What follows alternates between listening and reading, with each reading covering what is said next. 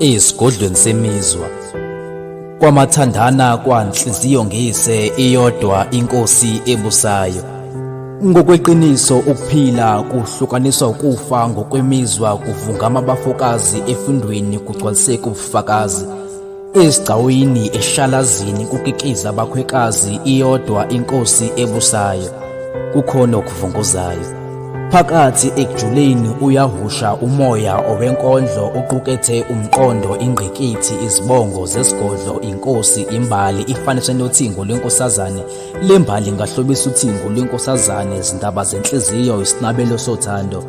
Esigodlweni semizwa iyodwa inkosi ebusayo. Esibhakabhakeni idonsa inkanyezi engakhanya kakhulu kunazo zonke, hlezi ukuhlangana kwelanga nenyanga ingelokho kukhanya. Kwabakhuleka esigodlweni ngongenkanuko ibanika incazelo yokuphila, phila nathi siyaphila.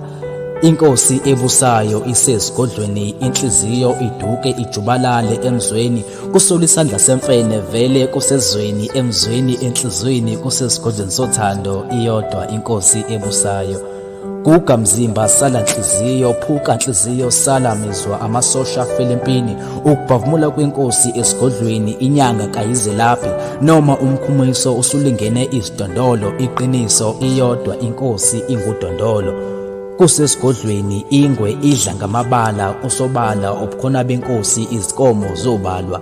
Ubuhle benkosi umuntu akathengwa, iyagodla nxa inqolwa, yehlise nxa inxenxwa. Amahubo abafokazane esigodlweni, iyodwa inkosi ebusayo. Inamandla uhlula amanga, usibopho sihlula izimpisi. Ugunya abangakhulekanga abaxhoshe ngesiganuko, ukhanda ubuhle esicini.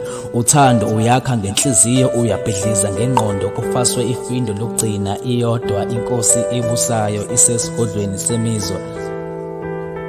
Iyodwa inkosi ebusayo isesigodlweni semizwa. Bathi phinda ukhulume Dela, ngathi mina ngizokhuluma ngoNjabulo Madela.